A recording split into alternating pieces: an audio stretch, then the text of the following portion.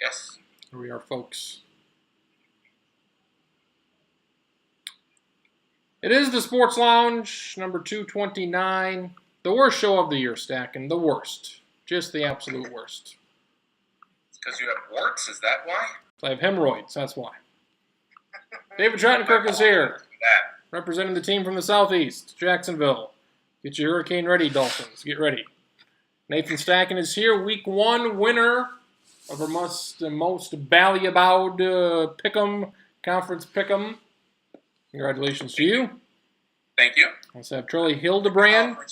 It won't happen again, I can guarantee you that. Guaranteeing big things for himself. Charlie Hildebrand is here as well. Big show. What was it? A three-man show, I think. You, Marcus, and as well, Charlie said, I don't give a shit about that, so I'm just going to leave right now. Stack, and you were at the big three-man show there. A big benefit there at the Indian Casino in Flandreau the other night. Big benefit for Houston. How was it? It was very good. We raised about $5,000 and then lost it all betting on black or betting on UNLV. I don't know how we got UNLV, sports bookies there in Flandreau, but so our apologies to those people who we were looking to give some money to. Those minus 5,000 odds were too good to pass up to make a buck on a $5,000 bet. Too good. We just had to find some offshore bookies. That's why we were able to get it down there in Flandreau. Well, there we go. We have the NFL preview coming up here in just a bit, but college football started more than a handful of games. So the most noteworthy of such games was the UCLA squad somehow coming back from down 5 touchdowns late in the third. A Patriots-esque Super Bowl comeback to beat A&M 44-10. Stack, and when did you realize? Whoops! UCLA's gonna win this deal here. Well, about the time the little scroll on ESPN said 44-38, and I flip over, and all of a sudden, UCLA just scored a touchdown. So that was really cool. I then following up to read a little more about it. Sounds like A&M's quarterback went out, and one of their star defensive linemen, and that's when the tide sort of turned. So it wouldn't have looked good for Jim Mora to get beat that bad. So I think he was a little fortunate, or UCLA was fortunate to benefit from those two injuries, but it's still a terrible loss for A&M. You should not be giving up a 34-point lead. But Josh Rosen certainly increased his stock. I don't know if he can do that much more than what he already was, but he, I think, has solidified himself as one of those quarterbacks that's going to be taken in the first 5 picks overall next year. Maybe I'm a little jumping the gun a little bit here. What is it about, David? What is it about these big comebacks like the Falcons? We forget the Falcons were killing New England. We forget that A&M was killing UCLA, and it's all about that final quarter. When up to that, people were like, oh, Jim Mora, kill him, he's done. And I was like, oh, Kevin Sumlin, kill him, he's done. Can we even things out a little bit and say both teams played like garbage? A&M for the last quarter, UCLA for the first 3. Something like that. UCLA kind of, in a game like that, those 2 examples, that game last night in the Super Bowl, sometimes the team that's getting beat pretty good isn't playing all that bad. They just got a break or 2 go against them that led to a big score or a change of momentum. But UCLA was playing that bad last night, and somehow, some way, they get one, get a little momentum, get a stop, get another one. These are 18 to 20-year-old kids, and sometimes if they think, well, this one's in the bag, they're already thinking about going home and whatever, and all of a sudden it's 1 and 2 and 3, and the old snowball effect. It's rolling down the hill and it gets bigger, and all of a sudden you can't stop it. That kind of seems what happened last night. Field goal there late that was short by A&M. That would have been good. Would have forced UCLA to go for 2. It would have been down 16 there with about 4 or 5 minutes to go. So that would have been a good chance for A&M to seal it up. Interception that A&M went right through their hands, scored on a touchdown.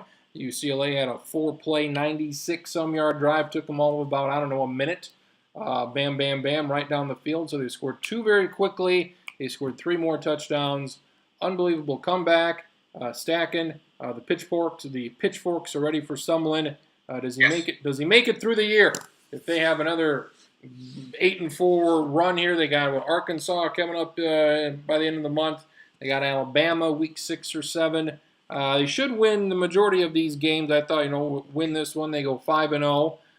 If they beat Arkansas, well, maybe 4-1, 3-2.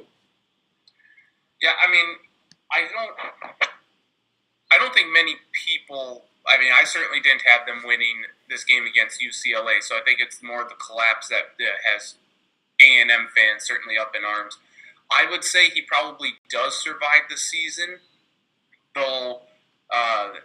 Having another loss like this, I think, would certainly qualify. I think he would be out the door the day after. Already the Board of Regents are calling for his head. He's going to survive, but he's still going to be out at the end of the year. But I guess I really don't have great percentage or great odds that he's going to do this, and that echoes back. It's back. It's back. The echo is here as well. Charlie Hildebrand, echo free, I assume. Yep, sounds good. We had the great A&M UCLA game. We had Texas Notre Dame last year on a Sunday. It's becoming a Sunday tradition. 2 bad teams playing a garbage game. That's just terrific to watch. What did you take away? A&M, UCLA.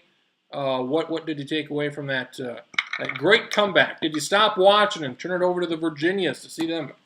Oh, I completely stopped watching. I didn't turn it back until about I think Texas A&M was up 13 and was kicking a field goal. And that was when I turned it back with like 5 minutes left in the game. So I watched the vast majority of the other game. And then it got good enough, I was like, wait, I haven't used picture-in-picture on a TV in 4 years. How's this work again? And I had to figure that out, but ended up watching both of them.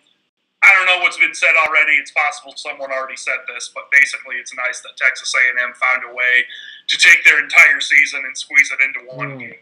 From looking great early and just like, what are you doing late? How come with a backup quarterback who's never played before, you thrown it 19 times when you were up by as many as 34 points? And then, like, you look at it, if they would have just ran it up the middle on all of those and gained 0 yards, they would have killed enough time that they probably would have won by 13 or 19 or 20 points. Was that your strategy or the difference you would have made? You got the backup in there. The starter was doing pretty good. Let's just kind of run the ball here. I mean, it looked like the guy was a running quarterback.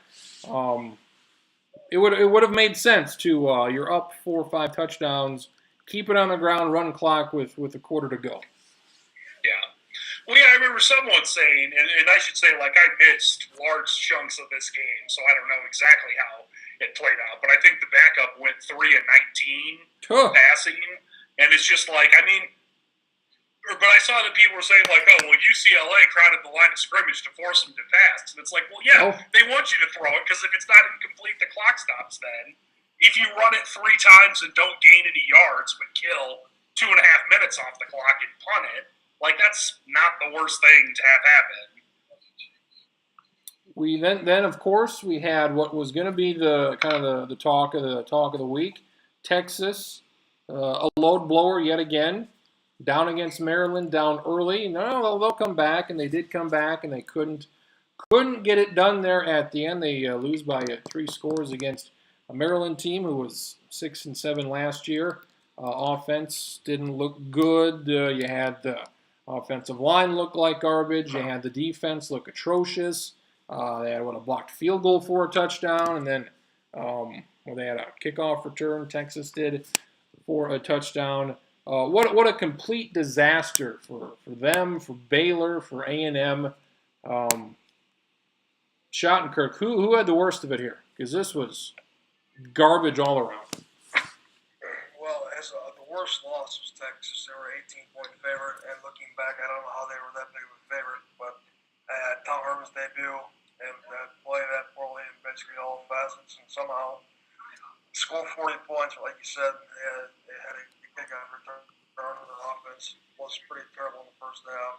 The defense running running through there like there was nobody there. It was like 11-on-7 at some points. Maryland's not exactly wolf beaters, so if they don't get that fixed in a quick hurry, I think you said yesterday you potentially see a 2-5 start. Ooh.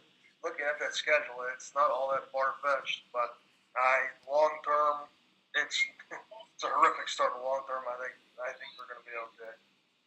The bright side for Texas is nobody else in the Big 12 is good at offense. Oh wait, that's not the case. Whoops. Usually, Charlie Strong was the defensive coach. Defense got progressively worse at Texas the longer he was there, which is not good. So they go and hire an offensive coach, and Tom Herman has done very well. But the defense is still very, very bad. Tom Herman's the guy, and he's got all this money, and Texas is all the recruits. Going to be a bad start by all indications, unless they pull off an upset against USC, or they beat, I think it was last year, they beat Oklahoma somehow, some way, or a couple of years ago, which is disgusting. They got Oklahoma State early, I think. So, or are you going to assume some patience here? Because it's looking like, Schottenkirk said 2-5, generously 3-4. A bowl game, if they're going to be in a bowl game, they might only win 6 or 7 games here. I don't know if patience is a word that Texas fans have in their vocabulary. Is that because they're illiterate? That may be. I don't know that for a matter of fact.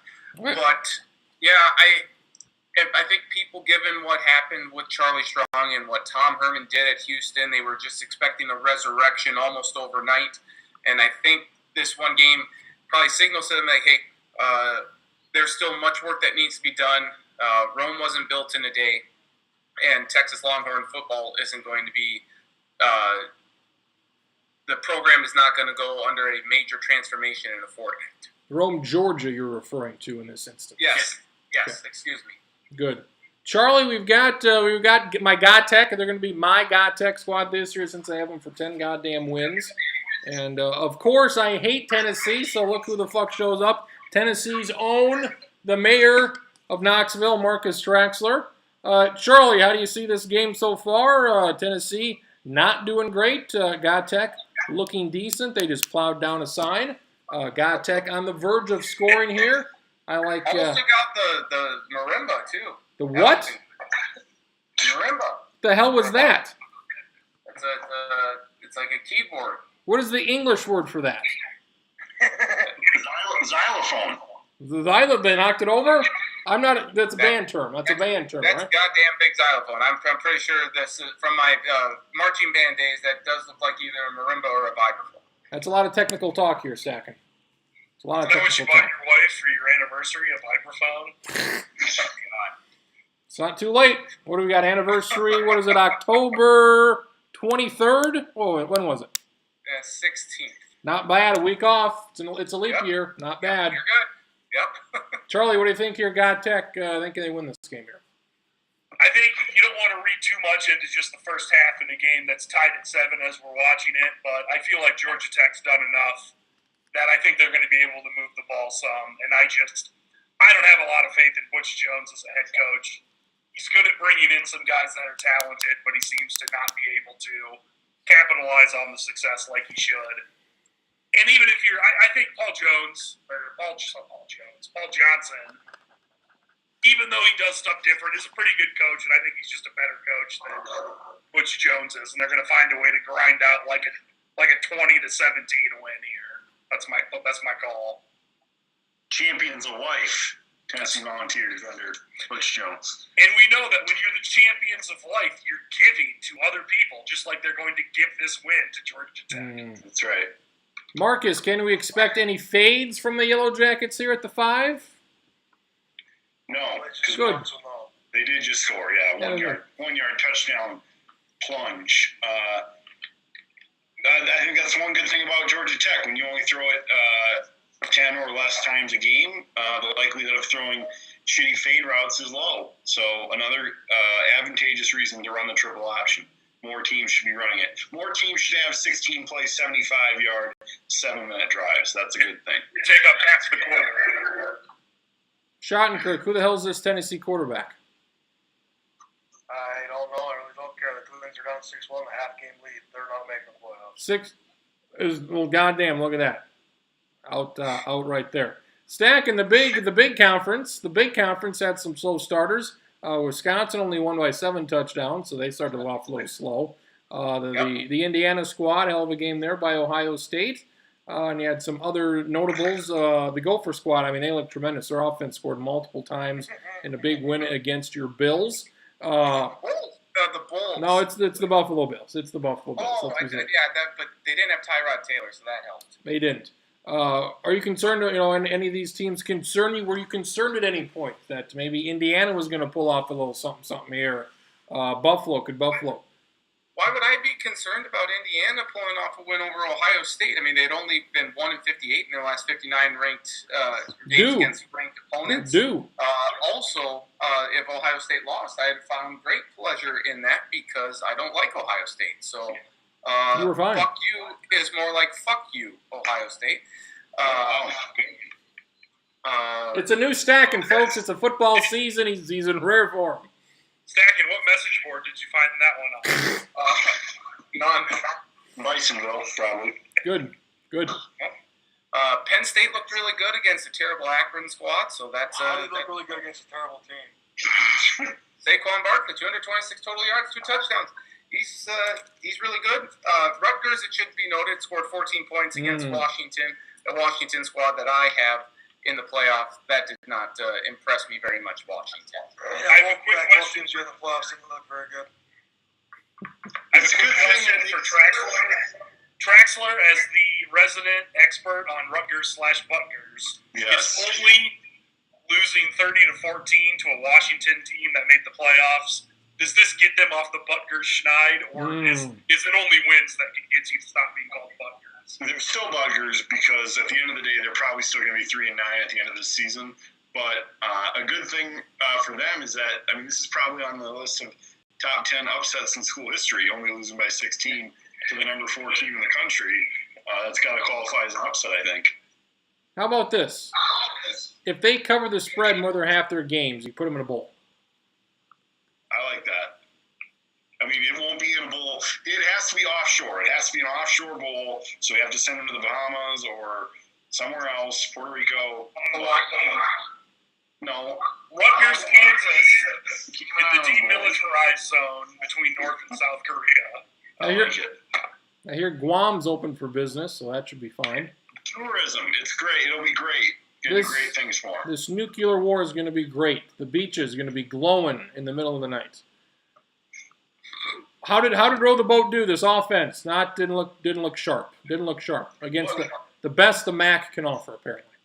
They pissed away some drives. They missed 2 field goals. They had an interception in the red zone. I'm told, I didn't get to see hardly any of the game, but the 2 quarterbacks were fine. I would hope that at some point here they're going to pick one quarterback. Either they've got Connor Rhoda or Demery Croft. I'm of the opinion they should pick Demery Croft. He can run. This is Minnesota. They're never going to be able to pass anyway, so you might as well try to get a running attack. That is the most concerning part for the Gophers, is the fact that they weren't able to run the ball very well, even though they've got a couple really good running backs. So they got to get that figured out. They are inexplicably the underdogs at last check at Oregon State. So that's not awesome. You want a running quarterback so when he gets picked up by police, he can get away? Yes. Schottenkirk. What did you see from USC here this week? What was the issue? Freshman wide receivers kind of were in the big stage for the first time. Didn't really help them out in the first half. Western Michigan, they won 13 games last year. They had a lot coming back defensively. Offensive line, good running backs, good special teams. Original Roll the Boat. They lost B.J. Fleck and they lost Corey Davis at the NFL draft. And they had a lot coming back.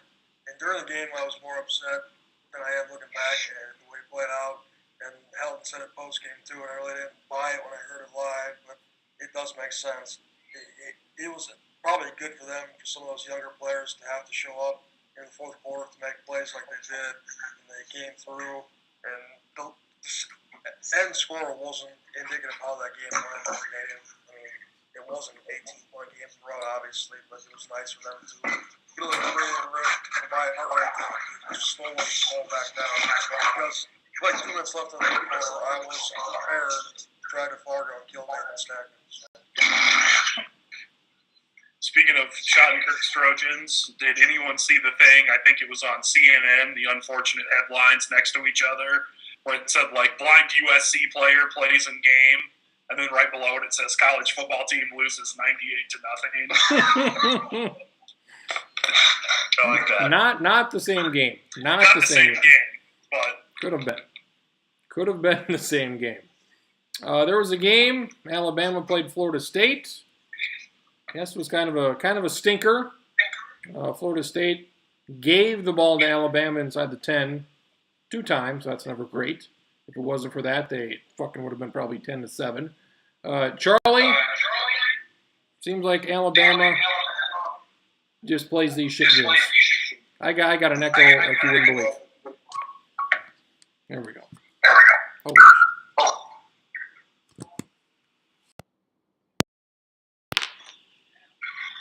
Charlie, did you see the Alabama game? Defense was great. Francois out for the year, so that sucks for Florida State. Alabama's offense didn't look good. Your impressions of this great game that was just a big turd. I saw chunks of it. I didn't watch it in its entirety. You saw chunks or you blew chunks? A little bit of both. By halftime, you felt like you knew where it was going, where Alabama was just going to basically like go, okay, we got a lead, we're going to play defense, we're just going to lean on you, and we're going to force you to make incredible plays to gain yards or big chunks at a time, which Florida State couldn't do it, especially with Francois hurt and getting banged up anyways, taking shots all the time. So, I mean, I thought Florida State would score a little bit more than they did, but more or less that's how I thought the game would play out.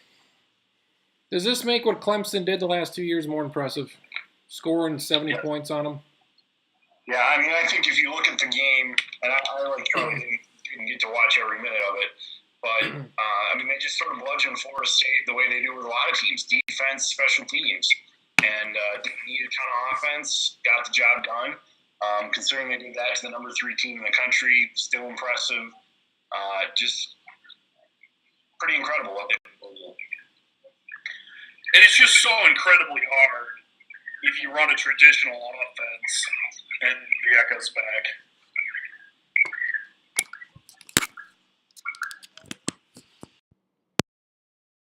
But if you run a traditional offense, Alabama's almost certainly going to be more talented than anybody they play. So if you run just a regular pro-style offense like Florida State does or half the other teams in the SEC West, you're just basically playing into their hands because it's tough to be better coached than Alabama is. I don't know. Florida State's probably in the same ballpark, but I don't know if you're going to outcoach Nick Saban. I don't know if you're going to out-talent Nick Saban. So the only other way to do it is to try to find some other avenue, which I think Clemson has. You know, it's I guess it's what Texas A&M did with Johnny Manziel also. Is you just at least you come at him from a different angle, and we're going to try to run 90 plays, get your defense gassed, forced to tackle in space. And that, even that is incredibly difficult to do, but that seems way more likely than beating them, you know, the way LSU did in 2011, where it's like, okay, the only way we're going to win is if we can put up 6 points and force them to miss 5 field goals. Other game of note, Michigan beat Florida 33-17, outscored them in the second half 20-0. Schottenkirk, what did you see from Michigan on the defensive side against a depleted Florida offense? They did what they were supposed to do. Florida's offense, suspensions, and injuries throughout the game. Malik Zaire, terrific Notre Dame quarterback, comes in the second half and doesn't do anything either. Florida's got issues offensively. Michigan's got guys, they got talent. That was never the question. It was a matter of execution, and they executed better in the second half. My opinion is those two teams haven't changed a whole bunch. I still think Michigan's got a lot of questions that they're going to get answered once they get in the conference play, and they're going to lose 2 or 3 times. Florida's already on that dangerous brink of having a disaster season because they don't have. Yeah, Callaway's the best receiver. He didn't play. And Scarlett's the best running back. He didn't play. But still, there's a lot of not very much depth. And there's just a bland play calling, a bland anything. It's not good. Is their defense good enough again to win the East? You've got Georgia. Everybody else has got Georgia quarterbacks out for a while. Well, Georgia looked really good defensively on Saturday. It sucks that Easton got hurt. Their freshman backup came in and played okay. I guess we'll get a better idea when they play Notre Dame on Saturday. But at this point, even regardless of what happens next year, I think Georgia's a pretty clear favorite in the East after what we saw week one. I will let everybody change one of their preseason picks, whether it's Heisman, playoff, whatever. You can keep it the same. You can change it. If I had to have one change, I would take Florida State out and put Clemson in. Charlie, what do you got? Well, I picked Miami. I think I'm going to stick with Miami. To win the ACC. For the ACC. Okay. I'll stick with that. Trying to think through other stuff. I'm still going to stick with Oklahoma State in the Big 10 or the Big 12. I'm going to stick with Ohio State in the Big 10, although I hope I'm wrong with that one because, like Stacken, I generally do not care for the Buckeyes at all. Change your Heisman pick. It was Mason Rudolph. They put up a bunch of points. Would you change anything? I think part of me doesn't want to change anything, but given the option, I'm going to at least force a change. I might come to regret this. No, I'm not going to make any changes.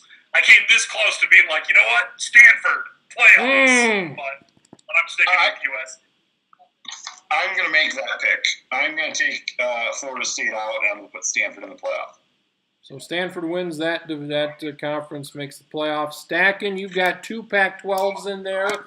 Would you like to take one of the Pac-12s out? The Pac-12 is not getting through playoffs. That's the most absurd thing I've heard all preseason. I don't care. I will stick to my Is it more absurd than a 34-point comeback or Howard beating Baylor? No. It's not preseason, but That's also okay. That's a good point too. I will just stick with my guns. You're going to stick with it, folks. Good. Jimbo's rallying the troops in Tallahassee. So, Marcus, you're taking out USC, putting in Stanford. No, I'm leaving USC in. You're taking out Florida State. So, okay. So we got two. Okay. Who's winning this week? That Marcus wins Stanford USC. I think USC will win. And Stanford wins the Pac-12 title game. Yeah. Okay. And honestly, here's the thinking. I think one of those teams is going to get in. I'll admit it right now. I'm hedging my bets. Ooh. That if I get those two, I'll be happy. And if I get Ohio State and Bama, that's 3 out of 4, and I'd take that. And Schottenkirk making any changes here week one? Yeah, Florida State out, Oklahoma State in. He likes Oklahoma State. A couple of Oklahoma States is what we've got here. Auburn beat up on Goss Southern. Oklahoma won big. Penn State, we mentioned them. Clemson looked pretty good against Kent State. What do we have? Georgia did a deal. Louisville had a struggle with Purdue. Miami let Cookman score 13. That's not very good. South Florida looked like garbage. That's future ACC champions, Miami Hurricanes. I thought you were going to say future ACC champ South Florida. With 31% confidence. Montana State was shut out by Washington State. A Mike Leach team shut out a team. That is insanity. It doesn't feel like it's going to be a pattern, but that's all right. What you watched this game? I couldn't watch this game. Missouri and Missouri State. The Missouris played just one hell of a thing. 70-something to 40-something. What the hell happened here? 42-43. What happened here? It was good for one half. The echo is back. Good. How the hell did Missouri State just run up and down the field? Missouri didn't tackle. And a special team. The echo, man, it's a problem. Why? Why is this thing? Labor Day. Can I make one offer?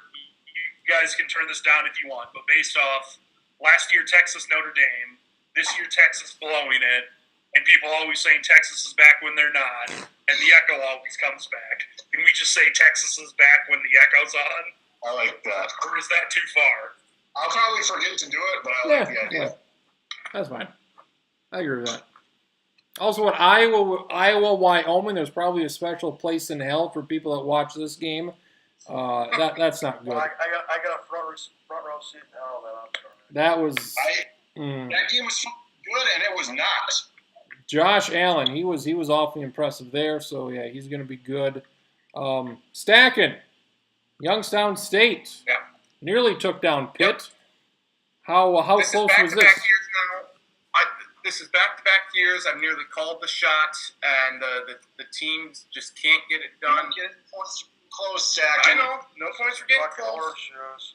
Did they cover though? Did they cover the spread though, Stacking? See? I Just believe remember, they did. Stacking, Bo Pelini works in mysterious ways. They were down 21-0. Came back to tie the game, and they were fortunate that Pittsburgh missed that field goal there at the end of regulation. It was about a 28-yarder. But Pittsburgh does pull out the win 28-21. And I will just say right now I have SDSU losing to Youngstown State to open up Missouri Valley Conference Is play. that a change, or is that what you thought beforehand? That was one of the... It was up in the air. I'm going to be ridiculous and say that SDSU finishes 11-1, or 10-2 at the very worst. Yep. But yeah, so it's going to be a combination of Youngstown State, North Dakota State, or USD. They'll lose to two of the three Okay. at the very most. James Madison beat. Even more ridiculous because don't they only play 11 games in the season at the FCS level? Do they? Well, my bad. And 9-2, 8. That's all right, Stacking. I don't think they. I think the dream is probably that both NDSU and SDSU are undefeated when they play on. I believe it's November 5th. I just don't think that's probably going to happen. I think SDSU is probably right to get beat at Youngstown, and I don't know about NDSU, but I'm going to guess they'll probably be undefeated when they come to work. NDSU did lose, I think, 3 or 4 guys to knee injuries against Injury problems. So that will only help their recruiting, though, losing those guys. Yeah, I don't know how long they will be out, but that is something worth noting. SDSU doesn't have a Power 5 team this year. That's good because they don't have to lose to them. However, Marcus doesn't feel like a waste since you think maybe this could be a team that could beat a Power 5 team. It is. It is a waste. This is the year you'd like to play Iowa State. You'd like to play Kansas. You'd like to play. Can we play Iowa once, please, for Christ's sake? Once. Huh? I want to play Iowa once. Iowa. Let's go. Iowa continues to schedule these games. Let's go. Minnesota will continue to schedule them. I don't know necessarily about Purdue. They seem to be stuck with the Indiana FCS schools, and same with Northwestern and Illinois and all that. But, I mean, yeah, this is the year where you could have had a chance to play. I think anybody in the top 25 would certainly beat SDSU, but TCU, anybody else on the Maybe not Texas. Get it going. Get it going, Longhorns. Give us $5 million to come down Maybe there. not Tennessee either. Tennessee, any team in orange. Let's go. Tennessee is Indiana State this next week. That's true. That's true. That'll be interesting. Not It's probably not going to be 120 hours from now. 108 hours. counting down. Also, college football, terrible job of scheduling these games on Sunday. Terrible job next week. You have 5 games, all of great note, that are on at the same time. That's dog shit. What do you got? Stanford, USC. You got Georgia, Notre Dame. You got Oklahoma and Ohio State. You got 2 other games. Clemson, Auburn. Jesus Christ! All of these games on at once. Fucking figure it out. But I think at 11 in the morning is Iowa State. Oh hell! Hell's bells. How about we get a 2:30 Iowa State start? team that crushed Northern Iowa by 18. Nah, disappointing. Very disappointing. Hell has it go. Iowa State beating UNI by 18 is crushing them, unfortunately. Can I just say that I think you mentioned last night, Sunday night, only the only 2 games being on at the same time. That's pretty shitty. It's not good. We're going to see Fox put a game against this one on Labor Day going forward, too. To me, it only makes sense that they're going to try to Monday? compete more on Monday night. Obviously, the Sunday thing is kind of the first year we've had 2 games going. I would imagine that this will become a more regular thing where hopefully we've got a couple more options throughout the weekend. That would be nice. Yeah, this Notre Dame Georgia thing apparently a night game, 2:30. Let's get it going. 2:30. Clemson Auburn. Put it on CBS. 2:30. Let's go. Get this done. Don't put them all on here at the end. Hey, Stackett. Yeah. Is Josh Jackson, Virginia Tech quarterback, going number 1 or number 2 in 2020? Boy, that's a little. I can't forecast that right away, but he looked awfully good. Oh, Stack, you wouldn't be surprised. No, I'm not going to pull out the stacking adage here. I'm just saying Virginia Tech looked awfully. He looked really good last night. First true freshman since Michael Vick in '99 to do it. West Virginia is a very good squad. That was a very entertaining game. And after East Carolina lost to James Madison and got the doors blown off from 43 to 14, I believe. 34. Thank you.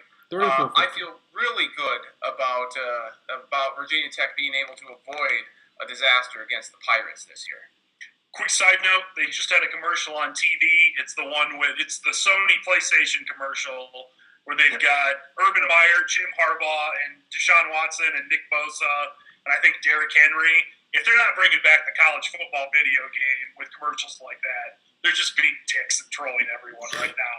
And that's so mean to do.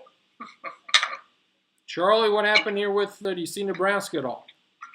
I did, and their offense looked fine. Defense, I don't really want to talk about it. Red side is at least they're not playing Oregon next week. But wait, they are. That'll be a high-scoring game. My big call for week 2, Oregon scores at least 50. Oregon a 10-point favorite. They might score 50 in the first half. Yeah. So take the over, you say? I think Oregon's going to score 50. I think they're going to win that game by 3 scores. I watched a lot of that Nebraska game, and I tell you what, they got to get that shit fixed in a quick hurry, and I don't think it's going to happen for this. What was the deal at the end? Nebraska had I think they were up 14. Arkansas State scored with like 45 seconds left and then recovered an onside kick and drove. I don't remember how far deep they got. They probably got to like the 12-yard line or so. They took a couple cracks at the end zone, but did not get it. Nebraska had an interception that went to the guy's hands, and an Arkansas State guy had it in the end zone and dropped it too. So it could have been a tie ball game. Stacking. Now, I'm sure Nebraska's defense helped make Arkansas State look a little better here, but does the way Arkansas State played give you any more fear that they could upset Miami this week? At Arkansas State. Like, I'm going to preface this all with a lot of times people are like, oh no, the coaches are secretly holding stuff back, and usually I don't believe that. But since Nebraska in their new 3-4 only rushed 3 the entire game and basically never played nickel or dime, part of me wonders if like they're saving stuff for Oregon. I don't know. Either way, I feel confident that Miami is probably going to be like, yeah, we'll bring in a third defensive back to cover your guys. Like, I think it might be an okay game, but I would be surprised if Arkansas State won. LSU shut out BYU. Right side, Arkansas State's got some defensive end that's like 10 sacks away from breaking the record for sacks in a career. So if he has a big game, who knows what could happen. There you go. Are you calling 12 sacks? Is that what we're calling here? 12 sacks in the game. No. Yeah, that's what I'm calling. Mark it down. LSU shut out BYU 27-0. There were a lot of people doing Coach O impressions. I believe Traxler was doing this back in '96. So I feel like everybody else, a little late to the goddamn party. So catch up. Schottenkirk, your South Carolina squad, they put up some points. Good win against NC State. How much of this did you watch? Quarterback looked pretty good. Of any particular game outside the USC game, I watched more of that game than any other game the whole weekend, to be honest. That was my main game during that time slot. it was a good game. NC State, both teams are going to be. NC State still was a lot of people's really dark horse, and there's reason there. They didn't execute well, and quite honestly, for large stretches they have played South Carolina, but South Carolina's probably got weapons on offense. And if they can get a few stops a game, they'll be all right. I see that they are underdogs, so if they can go to the gauntlet test of Missouri and get through the 2-0, it'd be off to a good start to my prediction to win 8 games. You don't just roll into Columbia, Missouri, and expect to score more than 60 points against the Tigers. Very disappointed in my Vikings. They lost by 3 to Oregon State. Very disappointed. It does say something, though, Marcus, that the Vikings go in there, lose by 3, and then Oregon State's your favorite next week. So that is what are your expectations? Rowing to Corvallis. I believe Charlie said somebody might get tired rowing that far. It's way out in the Northwest. The points, could they score, I don't know, 20 points? Is that too much to ask from this dog shit of an offense? I think they left today because you got to row all the way out there. And Good. So I think you got to leave today. I think they can score 24. I think they're going to beat them. I think it's fairly obvious to me, but they need to get the run game going. If they don't do that, then they're not going to win. But I'm sort of operating under the assumption that they will play a lot better than they did in the first game because they have to. Are you new to the Minnesota sports scene? You're expecting a team to meet expectations? Come on. It is. They're expected to win like 7 games, but I think they're on track to do that. It's negligent of me, but I think they can actually go and perform up to par. Oh my! And job done. The two things, quick. One, Oregon State has given up 90 points in the 2 games so far they played this year. That's no bueno. And 2, I only hope that Minnesota took Lewis and Clark with them because that's a long way to navigate through all them rivers. The good thing is that Lewis and Clark have only been dead for 130 years, so yes. I think they got it. Which side of the ball was more disappointing in Week 1? The Minnesota offense or the Nebraska defense?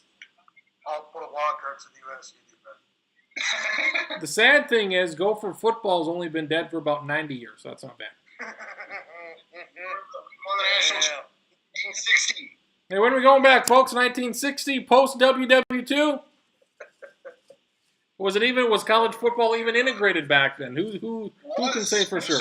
Who can say for sure? Was Jackie Robinson playing for UCLA? I don't even know.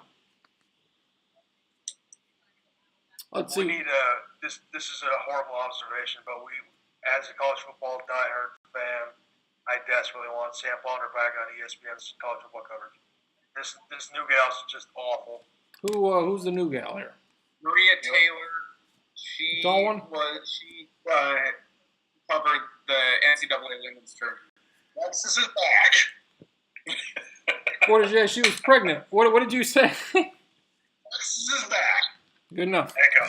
Good enough. Next week, Are you asking why Sam Ponder's not on there? No, Wants it's just that we need her back. Oh. Well, I was wondering if Travis didn't. She's pregnant. Or she had a kid, or is she gonna have a kid? No, she's hosting Sunday NFL Countdown, and I would assume Monday NFL Countdown as well. Are they having kids anytime soon? She should do everything. She should be on TV. She should be on my TV 4 days a week. Number 1 Laura Rutledge fan over here. I want that to be known. Noted. Oklahoma State at It's US. not Rut, it's not Rut, it's Butt. Remember that. Butledge. Go Butledge. Thursday Night Football, USA hosting Oklahoma. Go US and A. Let's see. We got East Carolina. Where are they hosting? No, it's Friday. It's Friday. Friday? Oklahoma State. As it is. Friday night and get it done. Should be I like that Oklahoma State always does these inexplicable random Oklahoma ass State things. always goes on the road to these places that they shouldn't really. Stack, and you got an upset of the week here, kind of looking through the deal. Can I interest you in UT Martin at Ole Miss?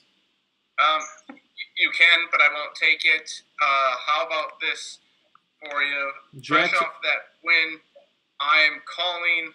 No, I'm not going to call my shot here, but I will give Arkansas State. Howard a decent shot to beat Akron. Come on. Make a pick, goddammit. We got But maybe that is a pick. maybe I can interest you in a Jacksonville State squad beating Gottech on a short week. No, I don't think so. You can't interest me in that. Can't interest you in that. Delaware's obviously beating your Hokies. That's going to be a good game. Yeah, that's not going to Joe Flacco. Remember, Stacking, a couple years ago when we were still doing the sports block in Brookings, they played a 1AA team after playing a tough game on Labor Day Monday night. That short turnaround's tough sometimes. It is. Looking through here. I mean, it's all Indiana State versus Tennessee. That's just what it is. That's just what it is. We need to talk about East Carolina just getting pantsed this last weekend. Wasn't good. How about this? Let me give you this one here. South Dakota over Bowling Green. That's going to happen too. Could happen. I feel pretty confident in that one, actually. They beat Drake by 70. Granted, Drake is abysmally bad, but they did score 77 points. Charlie, what is your road trip game? What was it this week? Alabama, Florida State? Week 1, it was Alabama, Florida State. Week 2, it's Oklahoma at Ohio State.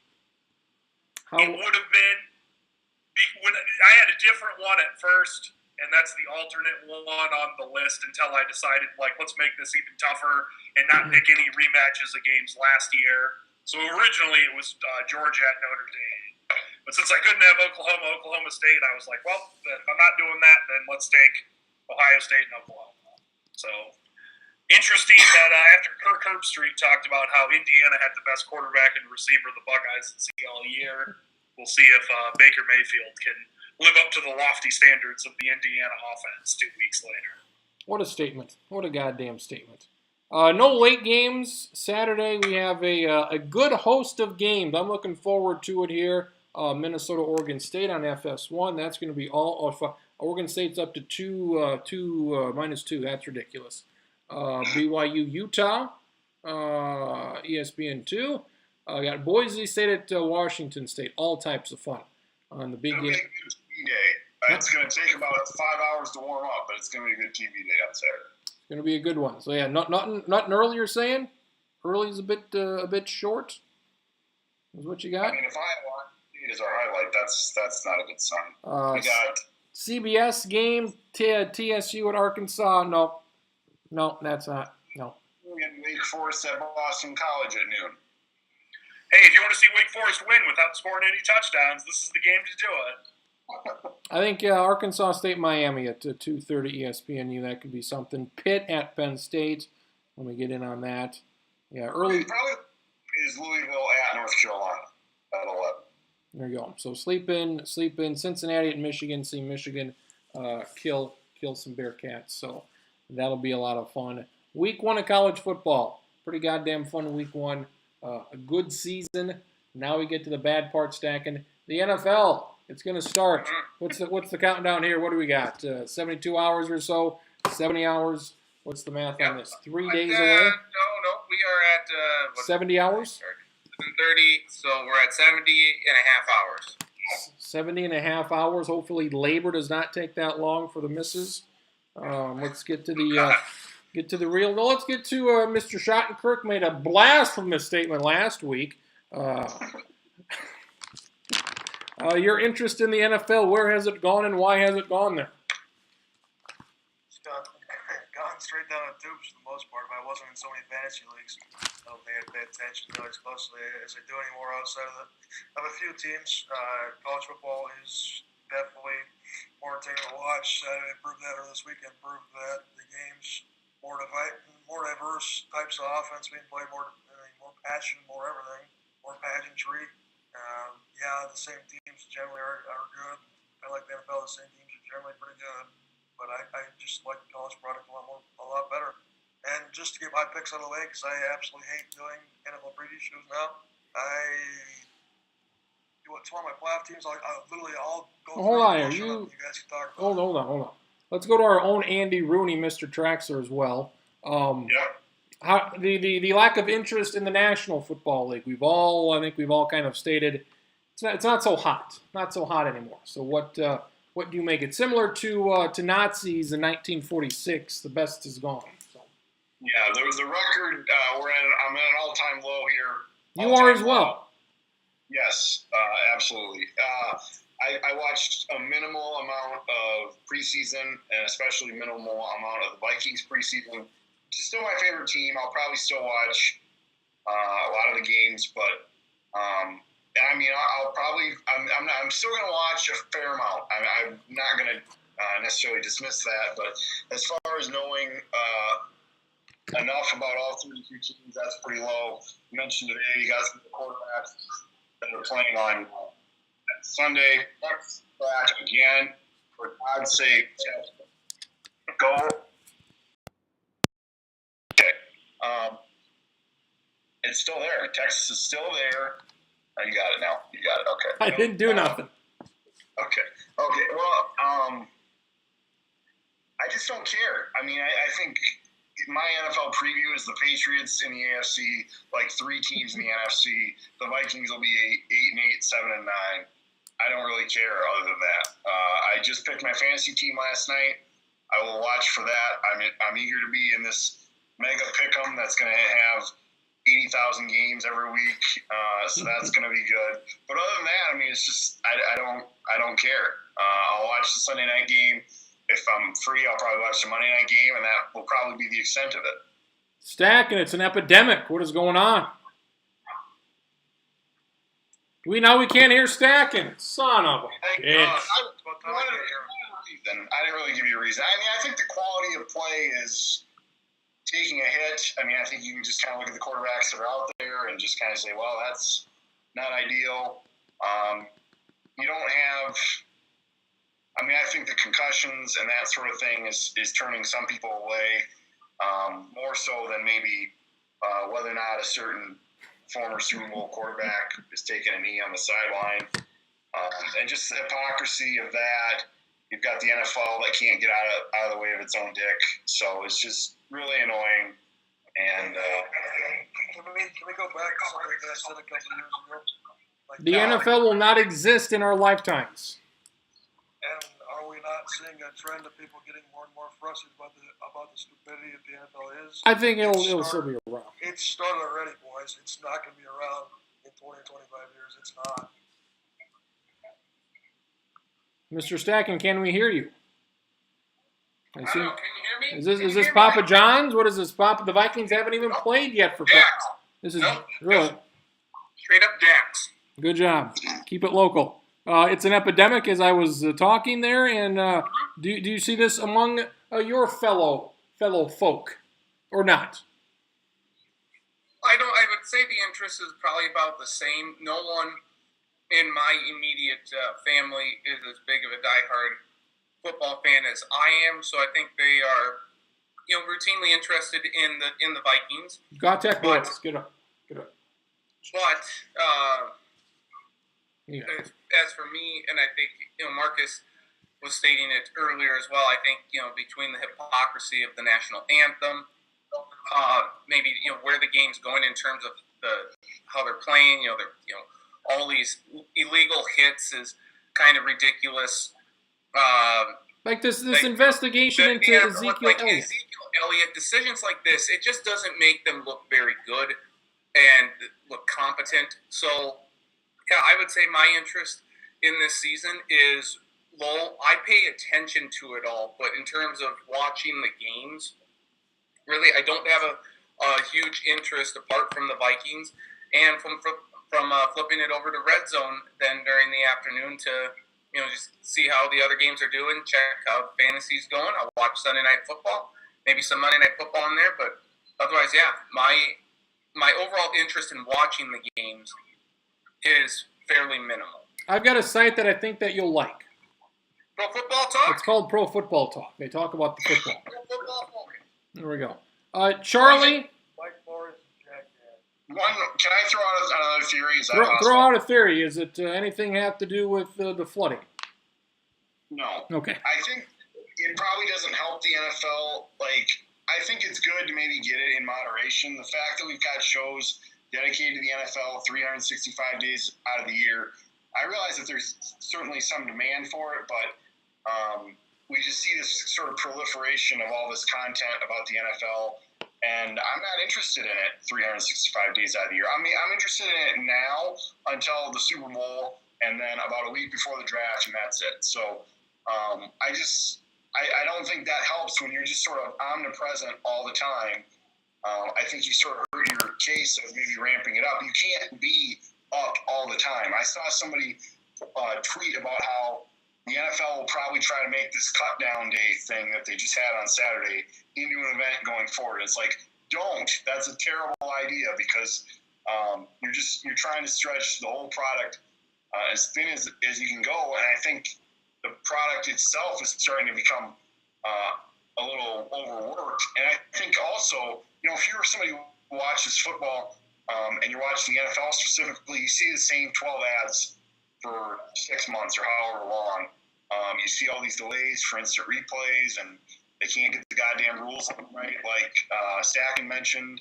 So I think in that sense, yeah, it's good because I can sit at home and I can watch the game, and I'm not paying $100 for a ticket. But the product is becoming not as easy to consume, I think. Traxler, when you were talking about the shows that are constantly on regarding the NFL, are you specifically thinking about like ESPN? Because it makes sense that the NFL Network would, of course, talk about it. Yeah, I mean the NFL Network. I mean that's just a smart business decision because there are people that are interested in the NFL year round. You'd be stupid to not paying attention to them. But I think I don't watch First Take. I don't watch Undisputed, but they're talking about the NFL all the time. Mm-hmm. SportsCenter is talking about the NFL. NFL Live is talking about the NFL, obviously. So I just don't think there's really. I'm not watching those shows, and I'm sure there's some people who are. I'm sure, obviously, there's enough people to watch them, keep them on the air, but I just don't know how anybody can possibly care that much. And it's interesting. I've told people this story. I've been in this fantasy league since I was probably 8 or 9 years old. I'm 26 now. I'm still in the same league. I printed out the cheat sheets about a half hour before the draft. And I'm like, I got to figure out who's on what team. Because I used to know like the back of my hand, and I don't now. And part of that is just growing up and realizing that I don't have the time to pay attention to all that all the time. And then I also realized I don't care about professional football like I used to. I still like college football. Hey, what team does Bilal Powell play for this year? Bilal Powell. Jets. I have to point this out. In your fantasy league, your brother's got the worst team possible. Just terrible. I share it with Shaq. I'll share it with anybody else who wants to see it. It's not good. Don't see it. New England is starting Mike Gillislee at running back. I have no idea who Mike Gillislee is. I don't know if I should know who he is. Running back from Buffalo. I would say I know who he is, but only because I remember when he was a Florida Gator. I know nothing about his NFL career. Never heard of him. And especially regarding the NBA, I'm more fascinated by the draft and the free agency stuff in there than the regular season. Always, and I will continue to be that way. Though I'm certainly more intrigued now by the Timberwolves. But I think that's where it's going for me regarding the NFL. I will read about it, just see what's going on, so I can kind of stay abreast. Of the news. Yes, there's your word of the day. But in terms of like when the season's going, I'm not as intrigued to watch the games as I have been in the past. Charlie? Yes. I watch these games on Saturday. You watch these games on Saturday. It was a whole hell of a lot of fun yesterday or Monday watching these games. Then I turned the TV on Sunday, and these do not interest me. Is there just more I think you made this point last week, just a wider variety of games. We got Georgia Tech running the option, stomping a mud hole in Davis's ass here. We got that comeback we talked about. We got dog shit games like Alabama and Florida State, and we got anything you want to watch football wise, you can watch it. There's probably 30 games on TV every week. to where Every the game's on, if you want to go find it, or on your computer. If you sure really want, it's out there. to where the NFL, it's like I don't know.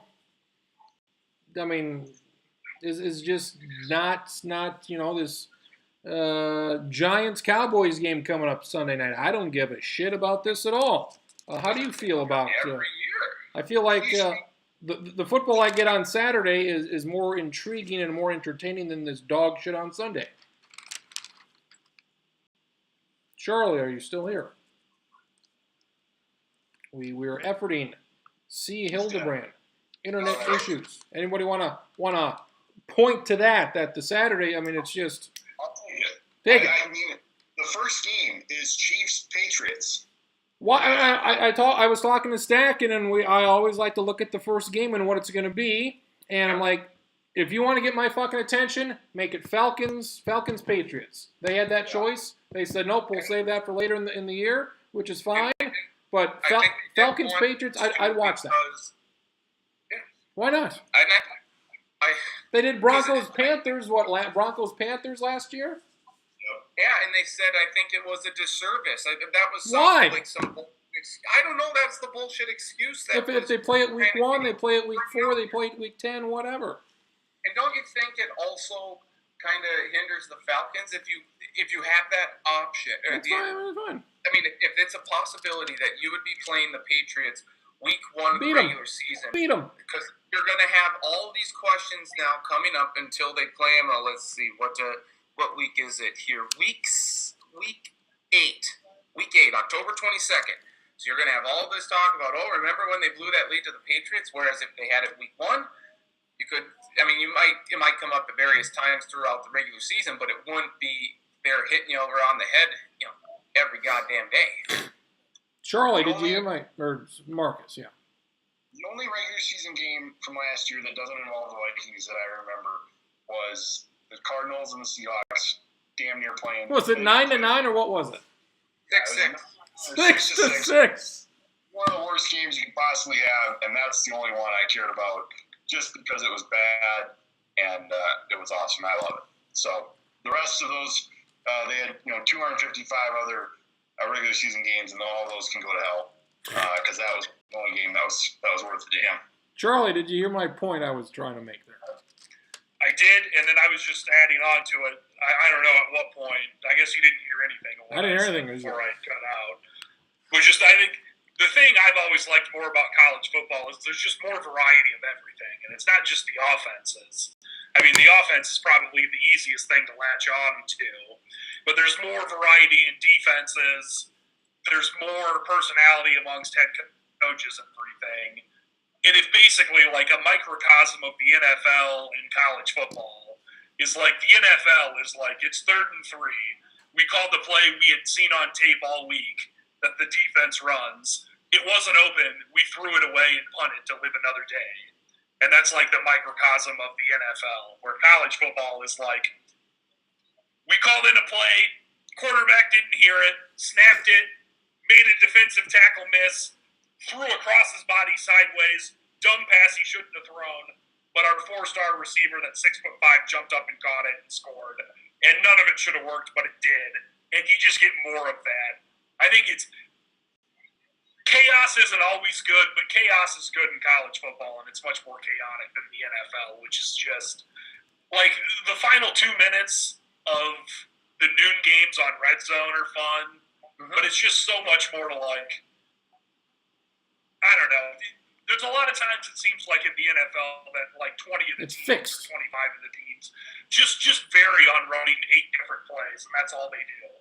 And they're like, no, we've got a 14-inch playbook. And it's like, well, why don't you ever call any other plays then? All your teams look the same. Your quarterbacks suck. You're always going to be bad once you get to the playoffs because you can't do anything. Why are the Chiefs so bad, and why is Andy Reid their head coach? Do you think Red Zone has hurt the NFL in a way? And the reason I say that is because now we don't need to watch every game, or even the local games that you have available.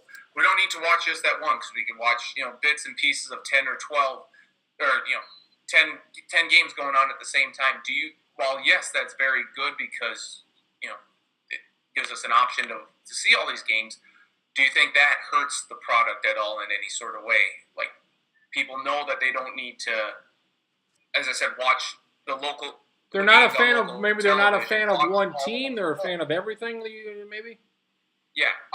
That's not a bad thing for the NFL, though. That's just a scenario. The NFL would much rather have you be a fan of the NFL because then you're going to watch every team. They don't want people like Stack or like Crins, who's only watching the Vikings and might not even watch that. They want somebody who's going to watch all 32 teams.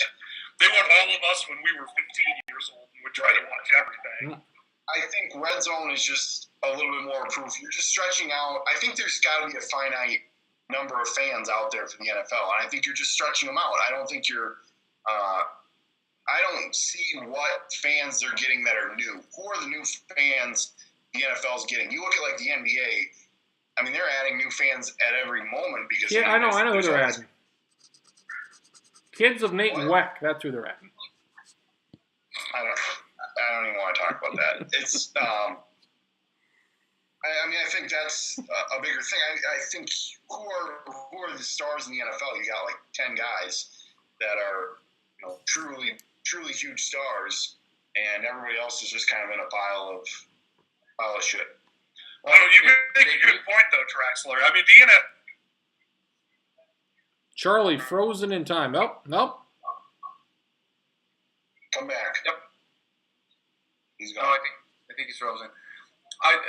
The one thing I was going to say too is that the NFL appears to have reached its saturation point or its peak in terms of popularity or the total number of viewers that they can get to, and now it's going to start to go back down again. And I'll be curious to see, because last year it was during the presidential election. You had all these it was kind of a distraction away from the NFL season. I wonder now how the ratings will be this year.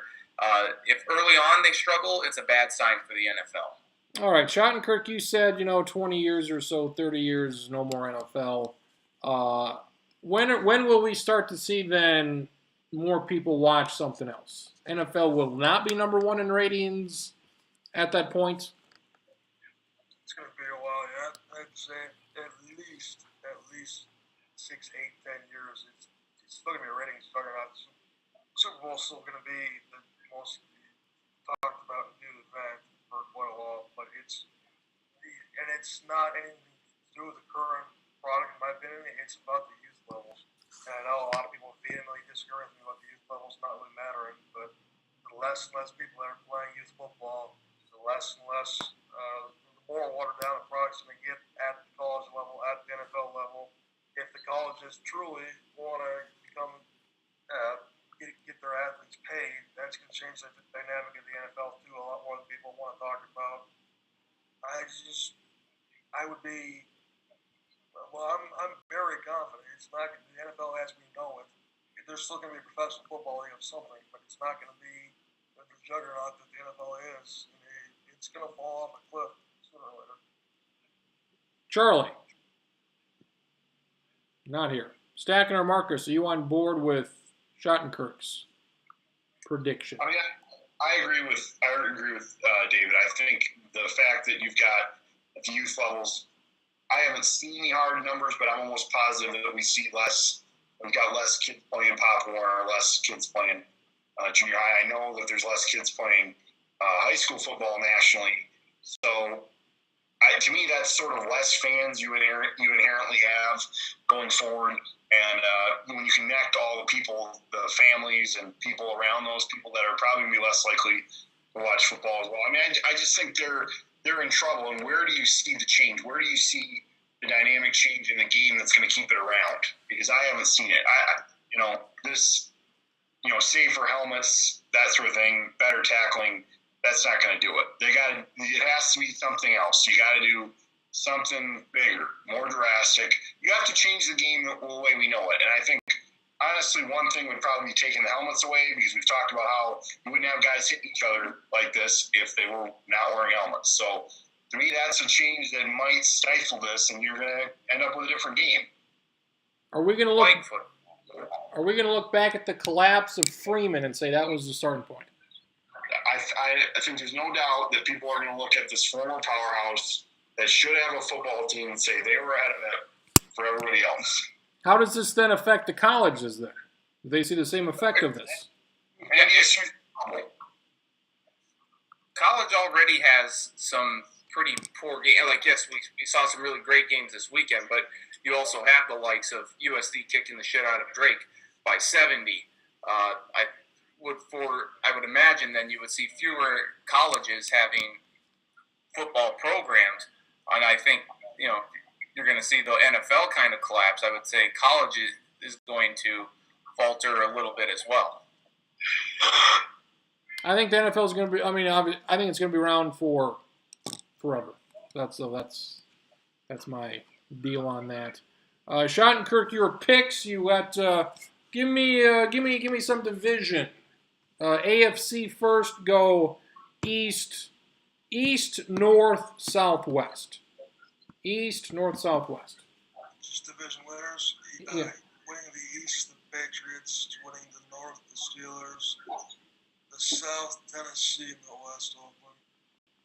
Titans and Charlie has the exact same thing as Schottenkirk. Same 4 teams. Who did you have in the West, David? Oakland. I have the same 4 as well. well, goddamn, look at us. Chris, is he making it 5 for 5? I got to make my picks first. So let's see. Patriots, I suppose. Steelers. Schottenkirk, you got on this train with me here in the off season. Are we still thinking give me a percentage chance that you think the Patriots finish the regular season undefeated? Undefeated, percent chance, I'd say 10%. Well, okay. Stacking, what say you? Is maybe going as high as 15%. I'm going 40%. You're all on it. You are all on this. I am. I do have them at 14-2, but I might change that. Actually, fuck it. I'm going to change that right now. I'm going to make it 15-1. Fuck it. The only game they lose is at Denver because Tom Brady can never win in Denver. What was the other game? Pittsburgh, but Pittsburgh can never beat the Patriots. So That's the 2 losses that I have. It's Pittsburgh and Denver. So I have to go for it. I'll have the Patriots. I will have the Steelers. I will pick the Texans. I will pick the Chiefs during the division. I have Texans and Chiefs as the wild card, and I feel so much better about the AFC than I do my NFC picks because that's pretty awful. Schottenkirk. I have the Texans and the Chargers. Yeah, that's right. You're on the Chargers. C. Hildebrand. Chiefs and Bengals as wild cards. Chiefs. Bengals. It's not a playoff without a Dalton first-round exit. Marcus. Chiefs. I don't know. Chiefs. I'm leaving that. Say the Browns. I'll say the Bengals. I don't feel comfortable with it at all. You're stealing Stacking's gimmick here. I will as well take the Chargers. Take the Jets. I'll take the Dolphins, Charlie. How about that? Nice, I like it. Say big things I from. think the Dolphins are going 7-9. I think that'll be good enough. See no reason why. Let's see, Charlie. Do you think Patriots here? Are we in a NBA situation where it's Cleveland and everybody else, and Golden State and everybody else? It's New England and everybody else. I do, but it's not to the same degree. And part of that is just because they only play one game instead of series, and you can lose in one game, and injuries are more prevalent in football. But overall, I would agree with that. Marcus, do you get the case that everybody is so heavy on New England that they just can't possibly? I mean, when does the favorite ever win? When does the favorite ever win? Mayweather over McGregor. I was thinking about last November. That didn't happen there either. So What do you say? What? last November, it didn't happen then either. So I mean, I I think the Patriots Are you gonna win. referencing the NCAA volleyball championships? That's in December. I'm referencing the election, the general election, President of the United States. 45. 45 it is. Who do you think is the second best team in that league? Probably Pittsburgh. maybe Pittsburgh. Yeah, I'm not thrilled about any of that. Nor The should you be. Jaguars. Schottenkirk, what say you? Quarterback on the ropes. Can we just knock this poor bastard out already and get on to the next regime here? What are we expecting here from Jacksonville? I mean, the running back. We all got to get on the running back here. 400 carries for Leonard Fournette. Assuming that he gets healthy, he should get the ball 25 times a game, but he's not quite healthy yet. The defense should be pretty good. If they have any semblance of a quarterback play, which they don't at this point, they could be okay. At Jacksonville, I have them going 6-10, 7. That'd be a great season for Jacksonville. Well, yeah, I'll take it. I have the Colts and the Jaguars each at 5 and 11. 5 and 11. What do you do stacking with the Colts? Because they seemed prime. They seemed prime to be the next ones. And boy, they are not.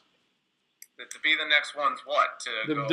To dethrone New England, it was win the division, go to the divisional round, go to the championship. We know how the deal works here, and they're not close. Would it make a difference? Tennessee fade Touchdown fade, score, Tennessee touchdown. Fade, touchdown. Tennessee fade, touchdown. Run it again. How much time's up? We're at the end of the third quarter. Good. Yeah, Need a big 15-minute drive here, Tech. A big 15-minute one. The over/under was 52. Let's see, we need a big quarter. It was 55 and a half. We need it. We need it. You got to get in on Saturday. Friday and Saturday before it goes up. Let's go. Nathan. Okay. Yeah, just to go back to the Colts here, Andrew Luck's health is going to be a huge storyline throughout this entire year. He's already out week 1. I'm going to pick the Rams to beat the Colts here week 1. I feel pretty confident in this now. They don't really have a good defense. Ryan Kelly, their starting center, is injured. Frank Gore's old as dirt. He still is effective, but he's old. They have no quarterback behind him. They did trade for Jacoby Brissett from New England, so that's good. But Scott Tolzien's going to start on Sunday. I think it's going to be a rebuilding process, and I don't think it's an indictment on Chuck Pagano. I think it's more on Ryan Grigson, the former general manager, which is why he's gone. And they got that guy, who's at Ballard from Kansas City. He's in there now as the GM, but he can't rebuild this roster here the way it's currently slated this year. And the main thing is Andrew Luck. I think if he were fully healthy, I'd put them at 8-8, 9-7 tops. But I think his shoulder is going to be a huge concern throughout the entire year. So I got the Colts at 5 and 11. Hey, Stack, we need to do our own podcast. I got the name for it, too. Oh no! What is this? You ready for the name of this podcast? You ready? Yes, I am. Get your ass together. Get your ass together? Get your ass together. Ass together. Yes. Shutting and stacking. I think you should do it in a Shake Shack and call it Shot Stack. I like your idea better than mine. It's good. Stack, and did you see what I named my pick'em team this year for college? The Pick'em team for college, I did not. Want to guess? Let's take a guess here, Stack, and let's take a guess. I'm not even in that group, but I had to take a look. Prince always is good with the names. What do you think I named it, Stacking? Is it something to do with any of one of my family members? Yep. Yes. Is it? It's got to be something like Brophy related. You know what I called myself? What? Stacking's kid. Well, boy, the kid better be good at picks then. Can I call your kid for a nickname? Can I call him or her Jelly Bean? No, probably not. It's a shame. Literally the only reason I opened that group, I'm not in it. I'm probably not going to be in it this year. Literally the only reason I opened is to see what Prince's team name was, and I was not disappointed. Well, I think then you're going to have to up the ante here, Crins, for the College Bowl pick'em. It's going to have to be a really good name. Better than this one. Putting the pressure on me. We'll think about it. Charlie, should Andrew Luck say, "Get me the hell out of here, please. Let me go to another team"? I don't think he's the guy that would. I think he's the guy that's just going to waste away. I think you're probably right. Bad. Yeah, I mean, I don't know if this is. I think this is going to be a long turnaround in Indianapolis. You don't want to waste his prime years for a team that's going to perennially be 6-10 or 7-9. It seems like. Schottenkirk, why does Colin Kaepernick not have a job? Don't know. Honestly, I don't care about the story. So. Nathan Stacken, what would you surmise the situation be when you have Scott Tolzien and Folk starting week 1? Well, I would probably say it's because he knelt for the national anthem. The NFL has made an example out of him, and he probably hasn't. He needs to tell teams that he is all in for football. Maybe he has told them that, and we just haven't heard that. But that seems to be his camp, his party has not really helped in that regard, saying, yeah, he's completely focused on football here. No, he shouldn't have to. He shouldn't have to say anything. Well, and I agree. I'm just saying that I think that would help. It shouldn't come to that, but that's, I think. That's what it has come to. Yeah. I think, I don't know how advanced he's had discussions with any of these teams, but I'm sure they asked, are you going to keep doing this protest? I'm sure Kaepernick He said no. Yes. Well, he said no, he's not going to kneel. He's not doing that. Yeah, he said he's going to stand for the national anthem this year. He declared that before free agency. That's a shame because I think he should, I mean, whatever he believes in, he should stick to it. I just think this uniformity, the NFL trying to make everybody the same, we're going back to the things that people don't like. I think it's stupid. And I think I want to see guys that are characters or that stand for something. Where not literally in this instance, I suppose, but in this what I would call military complex that the NFL has, and this. It's just it bugs me. It bugs me. I think he should be starting when Joe Webb gets signed by the Bills today and hasn't thrown a pass in the NFL for 5 years. That's disrespectful to Joe Webb. It is very much disrespectful. It's purposely disrespectful to Joe Webb. Listen, I agree with you because it seems hypocritical that Michael Bennett, the defensive end for the Seattle Seahawks, is taking a knee and he's saying as much as he has, and it's not getting nearly as much attention as when Kaepernick failed to stand for the national anthem. And Bennett's thoughts are very valid. He's a very smart man. I think if he didn't have Richard Sherman on the team, I would say Bennett's probably one of the more insightful guys in the NFL. He still is, but it's just when Richard Sherman's on your team, he's going to overshadow whatever you say. I think part of it is that Bennett, he's a Pro Bowl player, and Kaepernick, it's probably fair to say, isn't. And teams just aren't going to, I guess, take the blowback risk that they would inevitably have because you've got a lot of stupid fans out there that would make a big ruckus out of it. So he did have the 17th most popular jersey in the NFL last year. Give me that garbage can. What is that about? What the hell is that garbage? What is that? That was a perfect representation of this dog shit of a team. Are you kidding me? What are they trying to do here? Apparently, A&M also does it, and you're supposed to, when you get a turnover, you take the ball and you put it in that bin. It's supposed Did I miss a fucking turnover? Did they get a turnover to set up their touchdown here or what?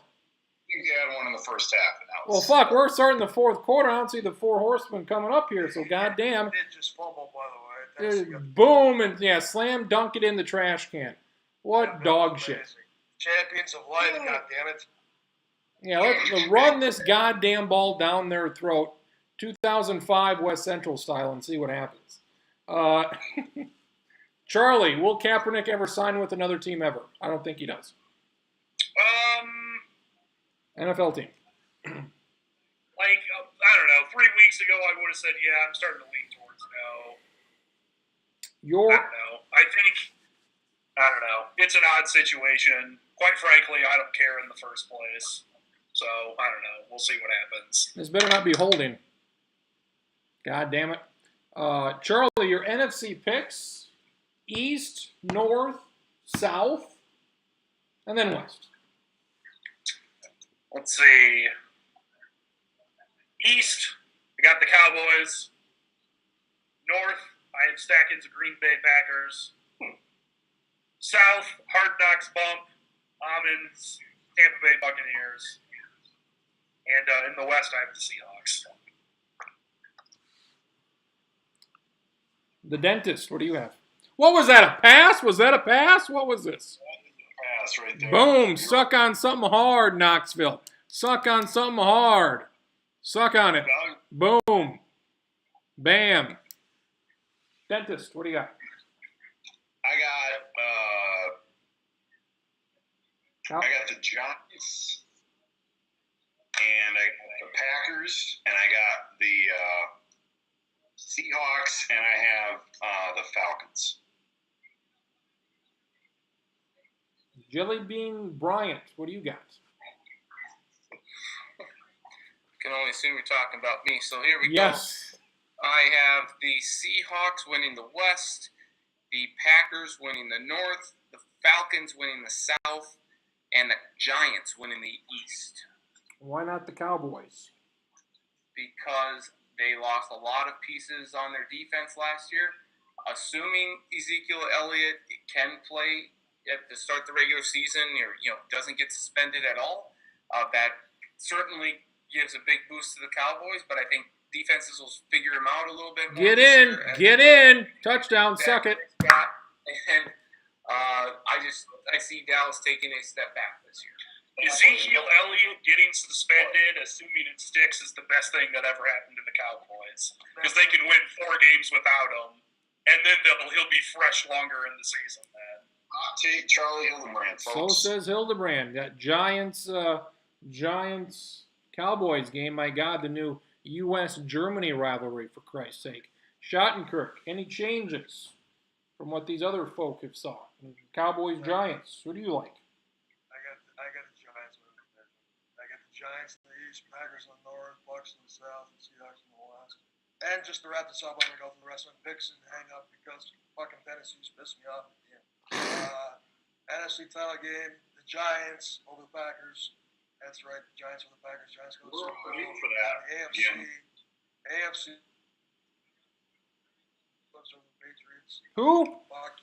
Steelers, Pittsburgh, and the Steelers are winning the Super Bowl. Goodbye. Steelers. Can I get your wild cards? Wild cards, Atlanta and Dallas. Bye. Falcons and the Eagles. Dallas. Carson Wentz? I just wenced my pants, Charlie. It can't be good. From whence they came. Steelers over Giants, is that right? I think that's what he said. G-Man. Tickle my taint, Stacking. What do you got for a wild card? I have your the Vikings. Cardinals. Your Vikings. Okay, the homer in me, and I was saying it all year long. Homer Bailey. I was going to put the Vikings in as a wild card or win the North and have them in the Super Bowl. So if I were to, I'm going to give you 2 picks here. I'm going to give you the homer side, which would be the Vikings in the playoff, but don't put that in there because what they've done the last few weeks has really concerned me. No. I said, Are you just concerned because they cut Mobo? yeah, well, that hurt a lot. That hurts the pride. They didn't even resign with the practice squad. Based on how they played against the 49ers, and Boone wasn't great. He was far more known for his talking and his yapping than he was his actual play in this year. I was a big. I knew. I was a big fan of that piece of shit. So. I know you were.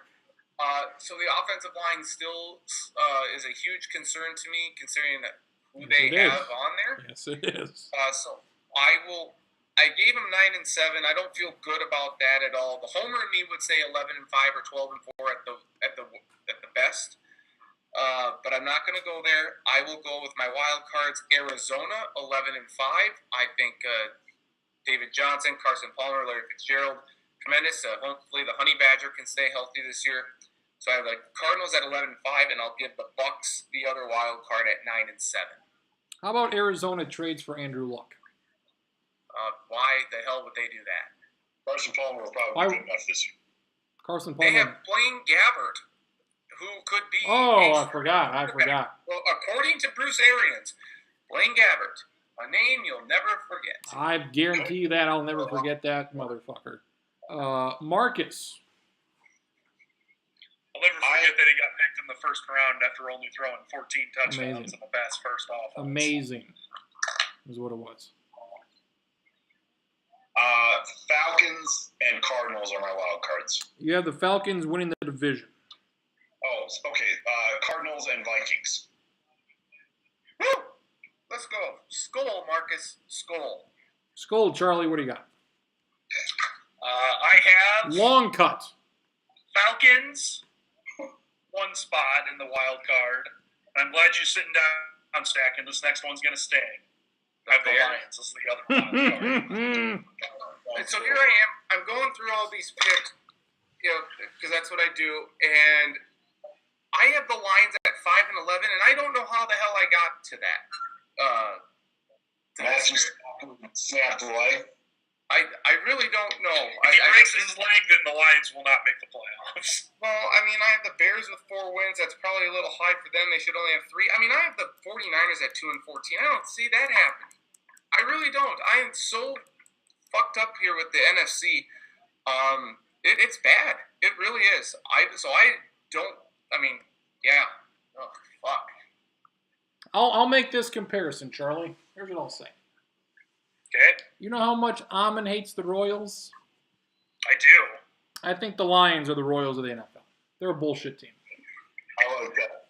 They're a bullshit team. Last year, they got so fucking lucky with these wins and these come-from-behind wins and these dog shit wins. I'm like, no.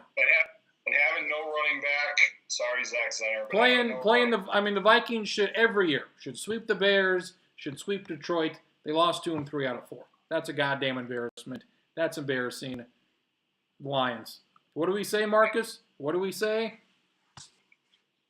This is not Detroit. No, we say get fucked, Lions is what we say. Get fucked is what we say. That's what I say. This is my response to you calling them Royals of the NFL.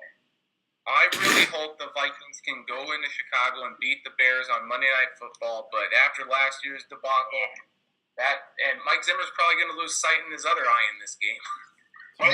What is the dumb Vikings thing that will happen this year? I would say Mike Zimmer losing his eyesight is. I think Bradford. And not because he wants to. He loses his eyesight because he's sick of watching the offense screw up all the time. So he purposely lets the eyesight go bad so he doesn't have to keep watching the I think we're due for a Bradford ACL tear. That's what I think. That's true. And also, African American horse is some sort of major incident at the stadium, like a roof collapse or a big hole in the roof right before the Super Bowl. That's like your 50-1, 100-1 type thing. I want everybody. Blizzard that shuts off all the power within 50 miles of there. Yeah. That'd be fun. I want a big ass blizzard. I want a big ass blizzard that first weekend of February. A big one.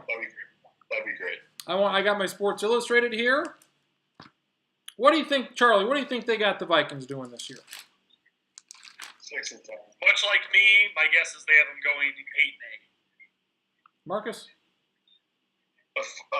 6-10, 4-12, something like that. Stacking? I was also. Oh, get this bastard from Tennessee down. This is an abortion. This is going to be a huge quarter. Huge. I love it. Stacking? I was going to say 6-10 or 4-12 as well. I'll split the difference and say 5-11. They have them winning the division as the 2 seed, 11-5, losing to Green Bay in the title game. You know, that's not a bad. See, I think the Vikings. I like how Stacking went from they picked him to go 5-11 to, you know what, that's not a bad pick. That it's the complete opposite. Okay. I think the Vikings are the most unpredictable team in the NFL this year because they have a great defense. They appear to have some really good running backs in Dalvin Cook and Latavius Murray. Their wide receiving core isn't bad. It's average. And Sam Bradford's not a bad quarterback. It all stems with the offensive line. If the offensive line can't get their shit together, then the Vikings are going to have a bad year. But if they can protect Bradford, that offense can score some points, I think that this is a potential dark horse or African-American horse Super Bowl contender. My theory on the Vikings this year is like Prince said, Bradford has some sort of season-ending injury. They don't want to go to Teddy yet, so they play Case Keenum. Keenum gets hurt, then they got to go to Teddy. I think they'll use all 3 quarterbacks for a reasonable amount of time this season. You think Ted Bridgewater plays this In year? Mitch Leidner at some point because I will not. If that happens, I will not watch. I will not. If that happens, I tweeted, I'm done with the Vikings. If Mitch Leidner signs with another NFL team, that is too much. Resign Tommy Armstrong. That'd be fine with me. Safety depth. If Mitch Leidner is a starting quarterback in the NFL and Colin Kaepernick isn't, I might not watch again.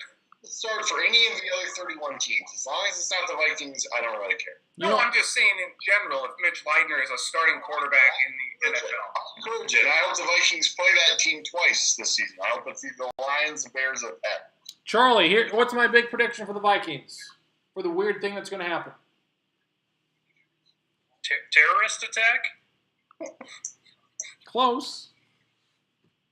Colin Kaepernick will start for the Vikings this year. Wow. Ooh, I like that. Get on board, folks. Specifically, November 12th at Washington. Okay. He'll rush for 300 yards. Let me read you the Break first. Adrian Peterson's team He and will. NFL record. He will. Yards in the game. He will. He will shit at half court. Here, let me read you the first paragraph of this Viking preview. Is this by Peter King? I don't know who the fuck wrote this. I hope the fuck it isn't. Everyone in the Vikings organization adores Teddy Bridgewater. And before his horrific left knee injury last summer, they believed he was their future at quarterback. But here's the cold, hard truth. Give it to me. Sam Bradford is markedly better than Bridgewater. I think Charlie's frozen.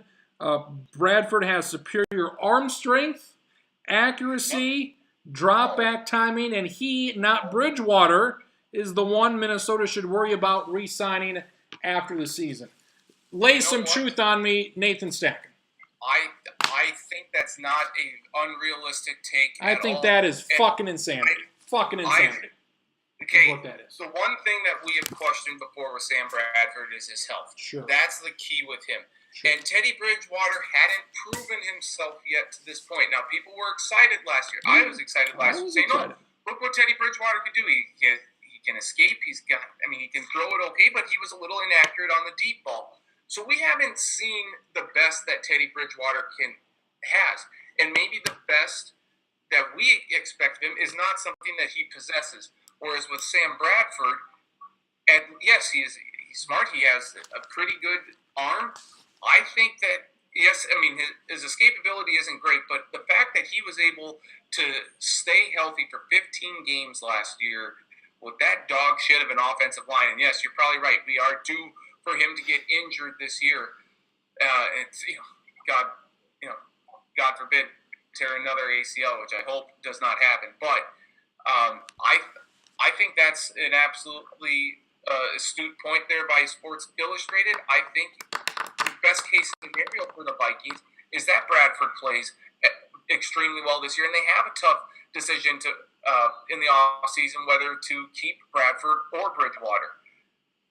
As of now, I haven't seen the best that Bridgewater has. I've seen what Bradford has, and I think Bradford right now is let me put it this way: the ceiling's higher on Bridgewater, but we don't know if we'll ever get it. Tech, get it.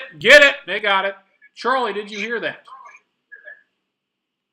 Yes, I did. About Bradford being better than. We've heard Nathan Stacken. What say you? I think if Teddy ends up being healthy, I think he'll be better. It's just a question of if he's going to be 100 or 95 to 100% of what he was before. I mean, it sounds like his knee injury. You guys know more about it than I do, Wasn't but it good. sounds like it was far more horrific than most knee injuries in sports for like the last 5 Doctor to 10 said he years. would never be able to step foot on the field again. And look at him. Marcus. I think this is kind of insane. I mean, I think Sam Bradford, he was checked down Charlie all season last year. He had to be, though. Sure. Sure. I mean, yeah, he had to be. But this idea that he, this deep ball savant is insane. I don't buy that at all. If there's one thing we should know is that you never doubt Sam Bradford's ability to get the most money possible into a starting job in the NFL. So I have a pretty good feeling that Ron, you stupid bastard. Shit. How much time is left in this game? 10 minutes. That's 10 minutes. too much time. Too much time. I think if Bradford's going to get paid, whether that's with the Vikings or not, I think ideally they have to see Bridgewater play this year. They can't go through this whole season and not have Bridgewater out on the field because they have to know what they're going to be getting. I don't think they can just, they can just take a chance in the offseason. So, I think one guy who's going to take him to a division title this year. I don't, and part of it is because I think he's going to get hurt. So, and that's a great point. I think one of the interesting things on offense is going to be that they are going to put Adam Thielen in the slot, so that's going to be something potentially noteworthy. And I do think Latavius Murray is going to be good, but I mean Dalvin is where it's at right now. right. Latavius Murray, it's going to be a while before he plays. This offensive line sucks until that changes. I don't like this team. Bradford's okay. He's not getting into the playoffs. So they're not good enough to have Sam Bradford at this point. Have them. He's not good enough. He was fine last year. I expect the same year this year, probably a few more interceptions. I mean, he is. I mean, he's been around for so goddamn long, and this is what he is. We know Sam Bradford. We know he's not going to get any better. So, I mean, I would take my chance on Bridgewater. Yeah, no doubt there. Stacking your wild card teams, we got them. What's your championship and Super Bowl look like? Minneapolis, the Super Bowl.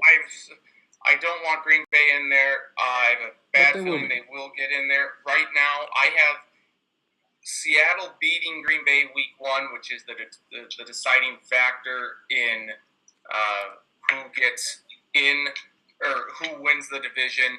Or I'm sorry, who is hosting the NFC Championship game? Easy for me to say. So I'm going to have Seattle hosting Green Bay on the NFC side. I like Seattle in that one just because I can't, God forbid the Packers get in there, but I fear they will. On the AFC side, I have against the New England Patriots, and I like the Patriots to win the AFC Championship. Wyden Kugels. Everybody's picking the Patriots, and I've done. And I will as well. Already? No, you. So I'm picking the Raiders to beat the Patriots in the AFC title game.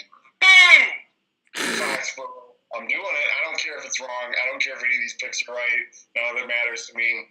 And I have them playing the Falcons in the Super Bowl.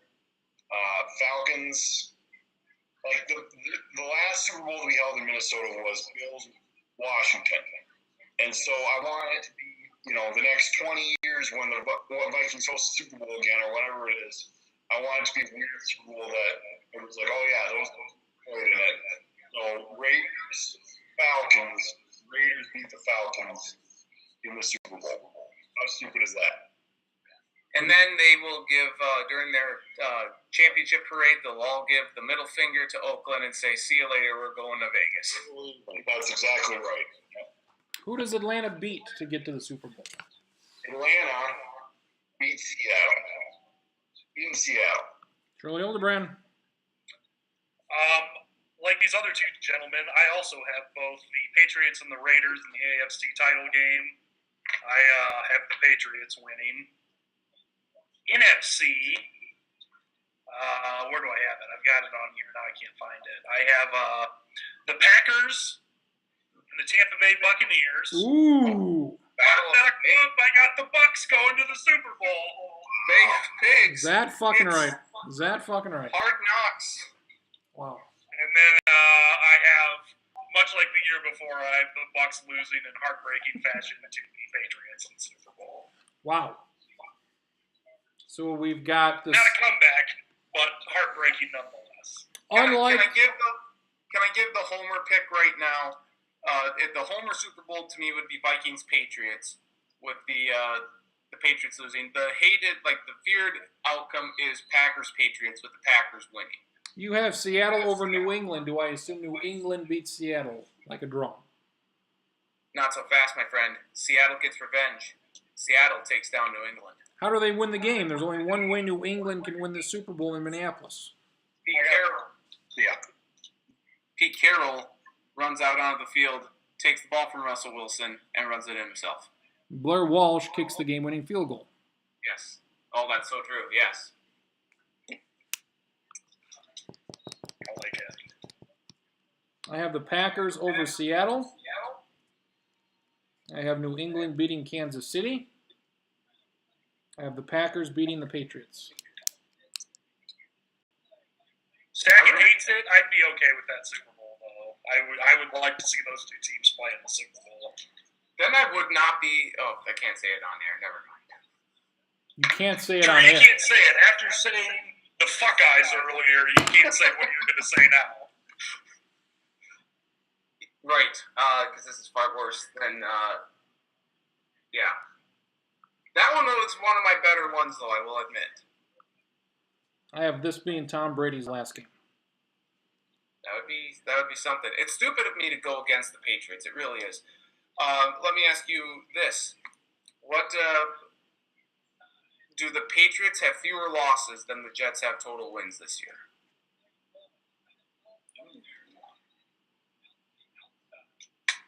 Patriots have more losses.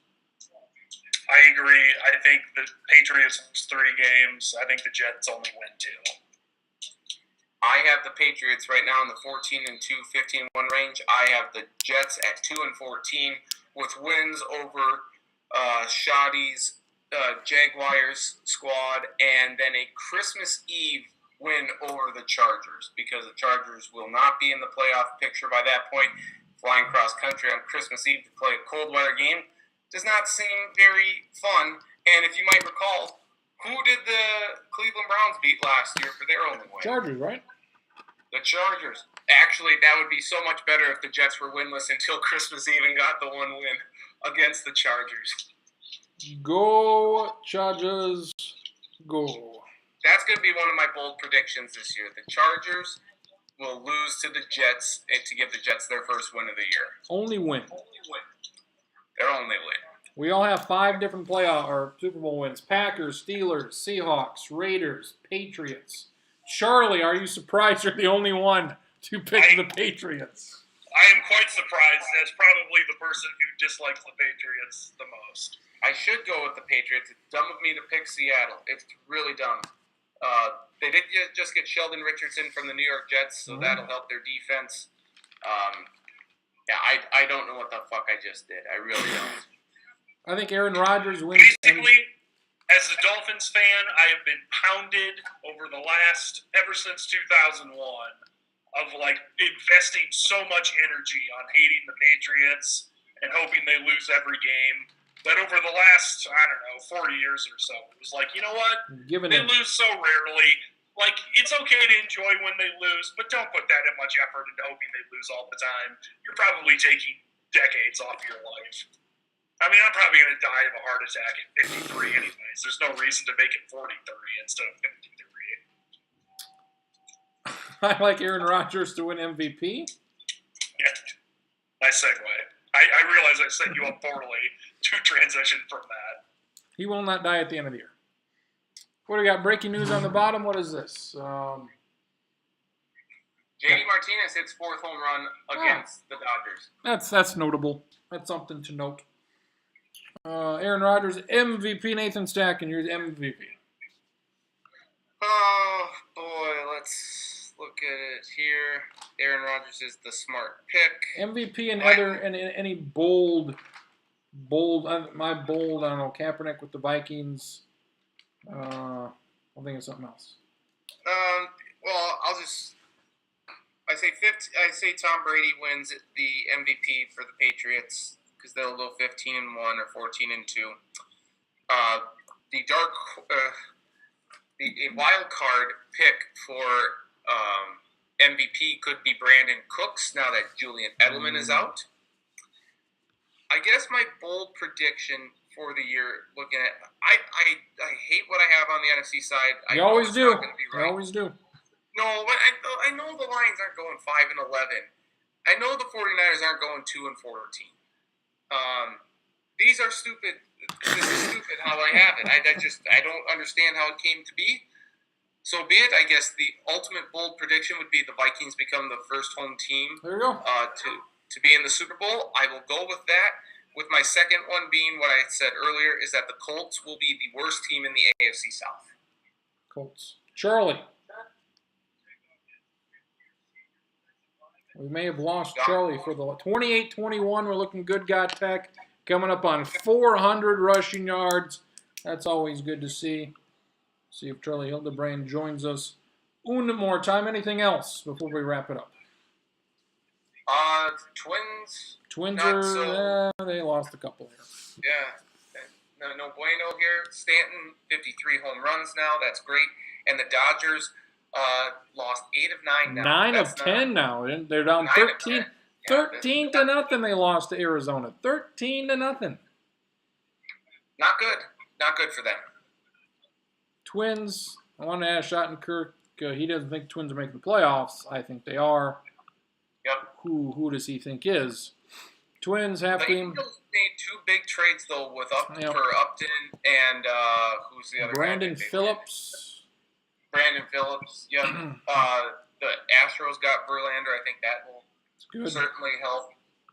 But yeah, the Dodgers not playing very well as of now. So Rockies not playing well. Brewers got within a half game. They are now a game and a half back. So Brewers, Rockies, that's a race. Cardinals are 3 back.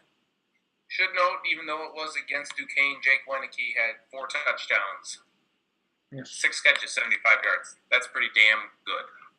Seems to be very excited. We'll call it a show.